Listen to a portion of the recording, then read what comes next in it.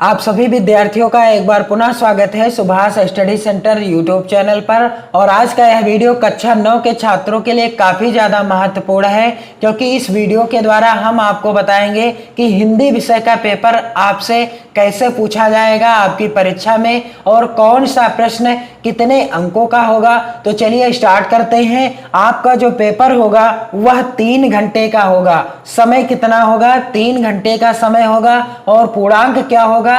70 अंकों का। 70 अंकों का पूर्णांक होगा। और यहाँ पर आप देख सकते हैं प्रश्न संख्या 1 के अंतर्गत पूछा गया है। 1 का के अंतर्गत और 1 खा और 1 गा, इस तरह से प्रश्न पूछा गया है। भारतेंदु युग के 2 प्रसिद्ध लेखकों के नाम लिखिए।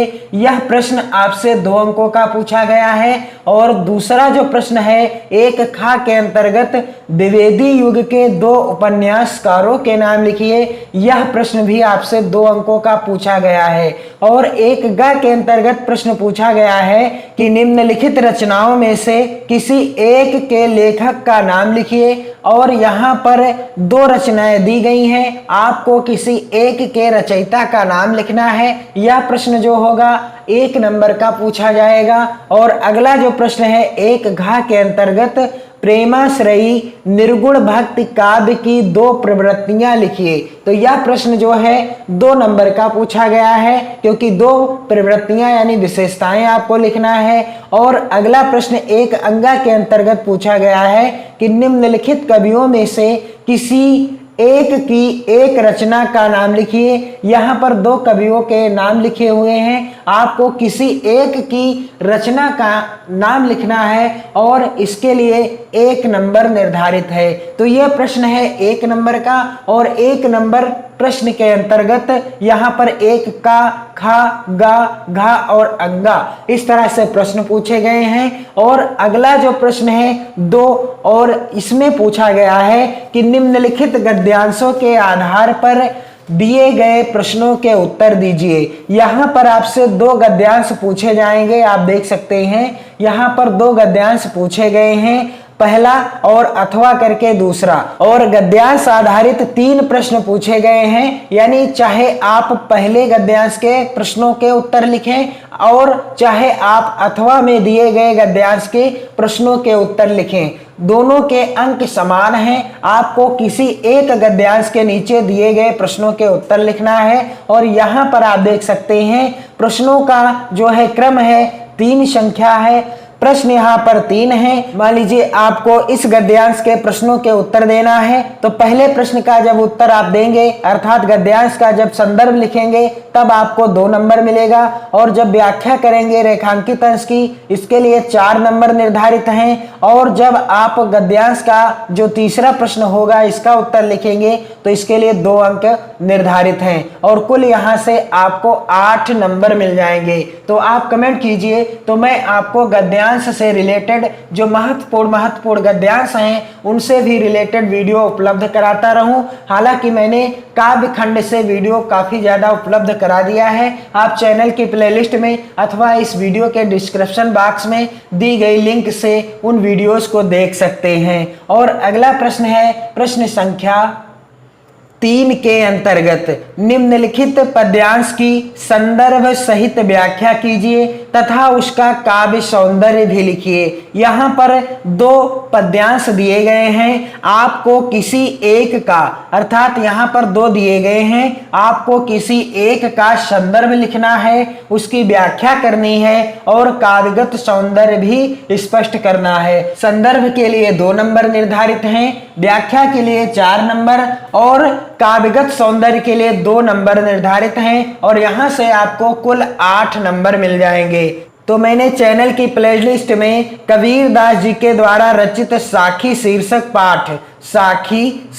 पाठ और मीराबाई जी के द्वारा रचित जो पाठ है पदावली शीर्षक, और साथ ही साथ रहीम दास जी के द्वारा रचित दोहा शीर्षक पाठ, इस समय इस शीर्षक पाठ से वीडियो आपको मैं उपलब्ध करा रहा हूं। कबीरदास जी की जितनी भी साखियां हैं वो मैं पढ़ा चुका हूँ। आप चैनल की प्लेलिस्ट में जाकर देख सकते हैं। मीराबाई की सभी पदावलियों की संदर्भ सहित व्याख्या और काव्यगत सौंदर्य मैंने आपको बता दिया है, आप चैनल की प्लेलिस्ट में देख सकते हैं। और रहीम जी के दोहा मैंने 6 दोहे का संदर्भ व्याख्या और काव्यगत सौंदर्य बता दिया है, आप चैनल की प्लेलिस्ट में जाकर देख सकते हैं। तो यहाँ पर आपको किसी एक पद्यांश का संदर्भ लिखना है, व्याख्या लिखनी है और काव्यगत सौंदर्य लिखना है और 8 नंबर आपके मिल जाएंगे। अगला प्रश्न पूछा गया है 4 नंबर, जो कि इस प्रकार से है, निम्नलिखित का संदर्भ सहित हिंदी में अनुवाद कीजिए। तो यहाँ पर आप देख सकते हैं एक गद्यांश पूछा गया है और अथवा करके एक श्लोक पूछा गया है। तो चाहे आप गद्यांश का संदर्भ लिखकर उसका हिंदी में अनुवाद करें, चाहे आप श्लोक का संदर्भ लिखकर हिंदी में अनुवाद करें, दोनों का अंक समान है, अर्थात आपको 5 नंबर यहां से मिलते हैं। तो चाहे आप गद्यांश का संदर्भ सहित हिंदी में अनुवाद करें और चाहे आप श्लोक का संदर्भ सहित हिंदी में अनुवाद करेंगे तो आपको सिर्फ और सिर्फ 5 अंक मिलेंगे। दोनों में से आप किसी का भी संदर्भ सहित हिंदी में अनुवाद कर सकते हैं। और अगला जो प्रश्न है 5 नंबर का प्रश्न है, जो कि इस प्रकार से है कि नए मेहमान एकांकी के आधार पर रेवती का चरित्र चित्रण संक्षेप में कीजिए। यह प्रश्न जो होगा एकांकी के आधार पर जो प्रश्न पूछा जाएगा वह होगा 3 नंबर का।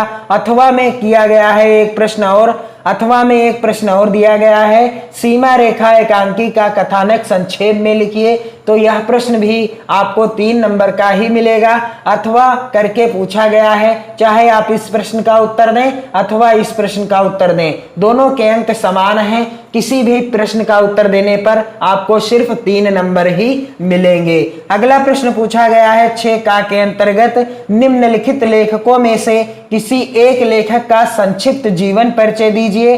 और यहाँ पर दिए गए हैं 3 विकल्प, आपको किसी एक का जीवन परिचय लिखना है, इसके लिए आपको 3 नंबर मिलेंगे। तो यहाँ पर आप देख सकते हैं श्री राम शर्मा, हजारी प्रसाद द्विवेदी, प्रताप नारायण मिश्र। तो मैंने चैनल की प्लेलिस्ट में प्रताप नारायण मिश्र, कबीरदास, मीराबाई, रहीम दास आदि महत्वपूर्ण कवियों एवं लेखकों का जीवन परिचय उपलब्ध करा दिया है, आप चेक कर सकते हैं। और अगला जो प्रश्न है 6 खा के अंतर्गत, निम्नलिखित कवियों में से किसी एक कवि का संक्षिप्त जीवन परिचय दीजिए तथा उसकी रचनाओं का उल्लेख कीजिए। यहाँ पर भी 3 विकल्प दिए गए हैं, आपको किसी एक का जीवन परिचय और उनकी रचनाओं के नाम भी लिखना है, इसके लिए 3 नंबर निर्धारित हैं। यहाँ पर जयशंकर प्रसाद, मैथिली शरण गुप्त और नागार्जुन। अगला जो प्रश्न है 7 का के अंतर्गत, पाठ्य पुस्तक से कंठस्थ किया हुआ एक श्लोक लिखिए जो इस प्रश्न पत्र में ना आया हो। यह प्रश्न आपसे पूछा जाएगा 2 नंबर का।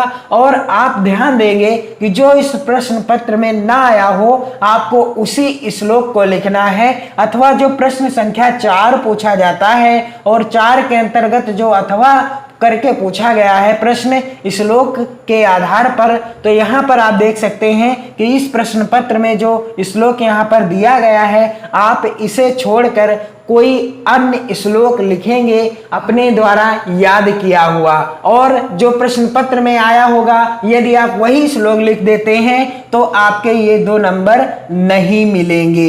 अगला प्रश्न पूछा गया है 7 खा के अंतर्गत, निम्नांकित प्रश्नों में से किन्हीं 2 प्रश्नों का उत्तर संस्कृत में दीजिए। यहाँ पर संस्कृत के 4 प्रश्न पूछे गए हैं, आपको किन्हीं 2 प्रश्नों के उत्तर देना है संस्कृत में, इसके लिए 2 नंबर निर्धारित हैं। अगला प्रश्न क्या है,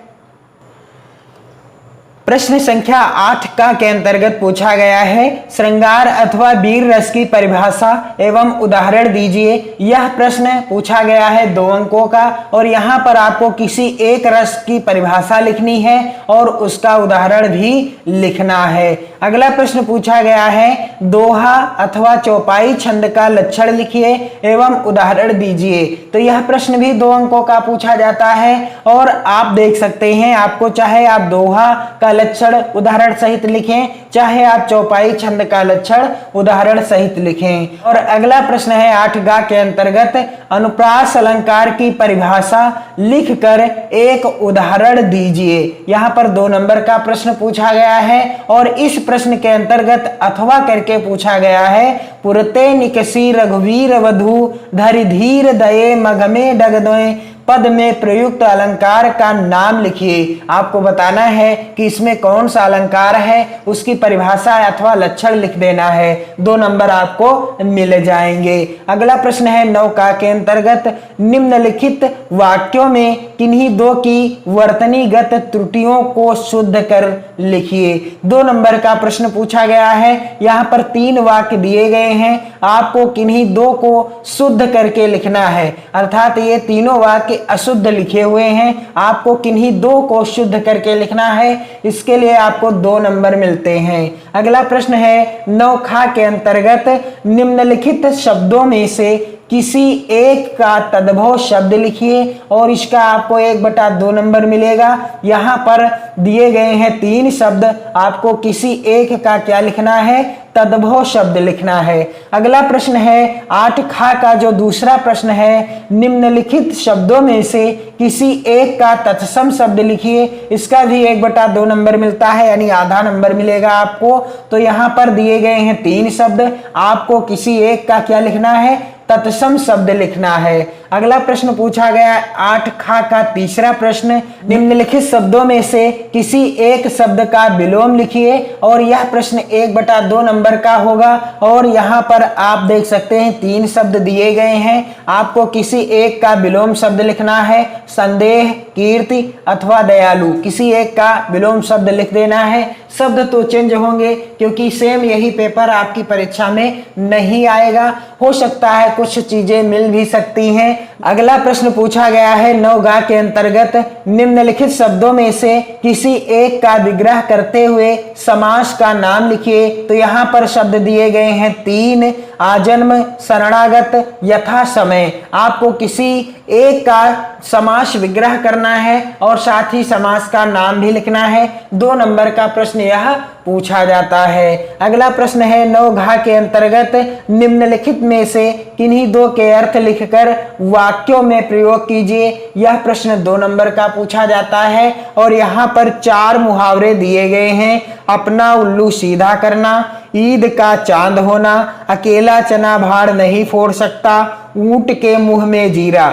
यहाँ आपको किन्हीं 2 मुहावरों का अर्थ लिखना है और वाक्य में प्रयोग भी करना है। इसके लिए आपके 2 नंबर निर्धारित हैं। और अगला प्रश्न है 10का के अंतर्गत निम्नलिखित शब्दों में से किन्हीं 2 के संधि विच्छेद कीजिए और संधि का नाम लिखिए। यहाँ पर 4 शब्द दिए गए हैं, देवालयः, सुधीन्द्रः, सूर्योदयः, घनश्यामः। आपको किन्हीं 2 के संधि विच्छेद करना है और उन संधि का नाम भी लिखना है। इसके लिए 2 नंबर निर्धारित हैं। अगला प्रश्न पूछा गया है 10खा के अंतर्गत निम्नलिखित शब्दों में से किन्हीं 2 शब्दों की विभक्ति और वचन लिखिए। यहाँ पर 4 शब्द दिए गए हैं, आपको किन्हीं 2 के क्या लिखना है, शब्दों की विभक्ति लिखना है और वचन बताना है कि हरयः किस विभक्ति का है और किस वचन का है, वयम किस विभक्ति का है, किस वचन का है, भानुनः किस विभक्ति का है और इसका वचन क्या है, रामः की विभक्ति क्या है और वचन क्या है। इसके लिए 2 नंबर निर्धारित हैं। अगला प्रश्न है 10गा के अंतर्गत गम, भू और क्री धातुओं में से किन्हीं 2 के लट लकार उत्तम पुरुष द्विवचन के रूप लिखिए। इसके लिए 2 नंबर निर्धारित हैं। अगला प्रश्न है 11का के अंतर्गत निम्नलिखित वाक्यों में से किन्हीं 2 वाक्यों का संस्कृत में अनुवाद कीजिए। यहाँ पर 4 वाक्य दिए हैं, आपको किन्हीं 2 का संस्कृत में अनुवाद करना है। इसके लिए 2 नंबर निर्धारित हैं। अगला प्रश्न है 11खा के अंतर्गत शिक्षा निदेशक माध्यमिक के अधीन लिपिक के पद हेतु एक आवेदन पत्र अपनी भाषा में लिखिए और इसके लिए 4 नंबर निर्धारित हैं। इस तरह से आएगा आपका हिंदी का पेपर। तो इस वीडियो में मैंने आपको बता दिया कि हिंदी का जो पेपर होगा वह कितने अंकों का आएगा और किस तरह से आपसे पूछा जाएगा। यहाँ पर आप देख सकते हैं 70 पूर्णांक होगा। कितने अंकों का पूर्णांक होगा? 70 अंकों का पूर्णांक होगा और 3 घंटे का समय होगा। मैंने आपको अच्छे से बता दिया है कौन सा प्रश्न किस तरह से आपसे पूछा जाएगा, कितने नंबर का होगा। आप इस वीडियो को अपने मित्रों में ज्यादा से ज्यादा शेयर करें, वीडियो को लाइक कीजिए और यदि आप कमेंट्स करेंगे तो हम इस प्रश्न पत्र को अर्थात ये जो पेपर है इसका हम आपको संपूर्ण हल करके वीडियो के द्वारा उपलब्ध कराते रहेंगे। आप ज्यादा से ज्यादा कमेंट्स कीजिए, वीडियो को शेयर करें। आपको क्या करना है, चैनल के साथ जुड़ जाना है। अब हम आपको विधिवत और बिल्कुल बेहतर ढंग से तैयार करेंगे बोर्ड परीक्षा के लिए। पढ़ते रहिए, मस्त रहिए, अपनी नोट्स बनाते रहिए। जय हिंद।